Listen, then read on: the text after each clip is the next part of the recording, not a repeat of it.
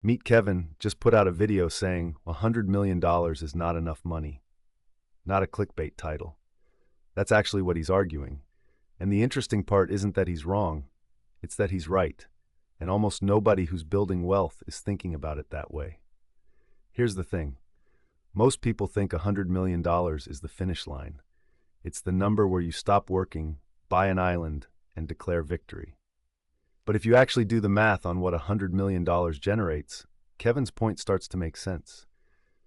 4% of $100 million is $4 million a year. Before taxes, after taxes, depending on where you live, you're looking at maybe $2.4 million in actual spendable income. That's not nothing, but it's also not buy an island and never think again money for someone with expensive tastes.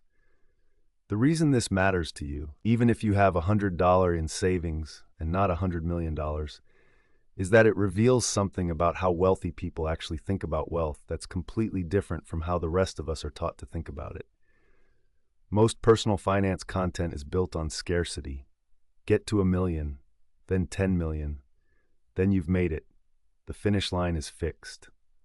But the people who actually have that money figured out a long time ago that the finish line doesn't exist. It moves. And that's not a depressing realization. It's actually useful. Kevin's argument, which I think is solid, is that $100 million in assets isn't enough because you need to account for lifestyle creep, tax drag, and the basic math of how wealth compounds once you're actually at that level. A person with $100 million starts thinking about things like generational wealth, tax-efficient asset allocation, and whether they're actually generating enough passive income to maintain their lifestyle without touching principal. These are not problems a person with $100 has, but they're the same category of problem. So here's where it gets interesting for people actually building wealth. If someone worth $100 million is worrying that it's not enough, what does that tell you about the actual number that matters? It tells you the number isn't the point. The point is clarity on what enough actually means for your specific life. Most people never ask that question.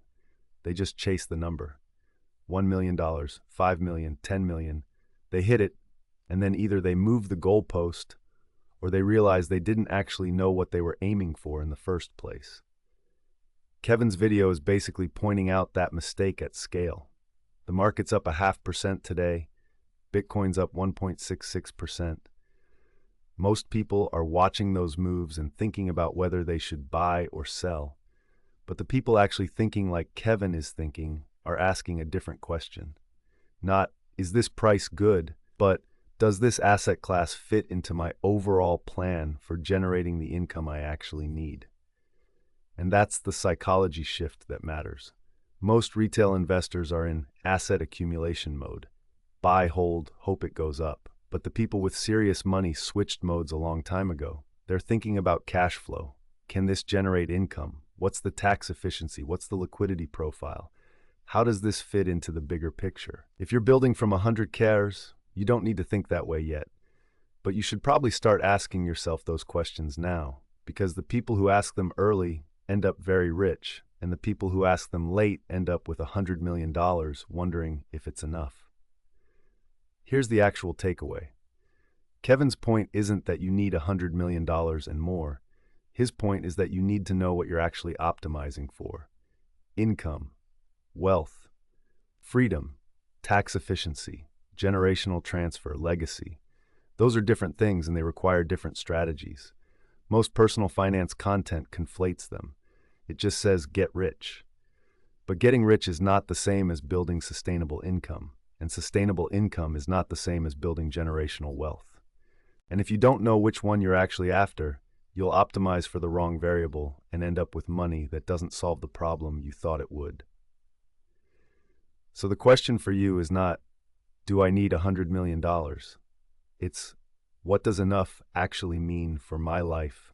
And what does that income stream need to generate? Because the people who answer that question clearly early are the ones who get there. The people who just chase the number are the ones who get there and realize it was the wrong number the whole time. Drop a comment if you want me to dig into cash flow planning or how wealth actually scales. If this stuff is useful, hit subscribe. More of this coming.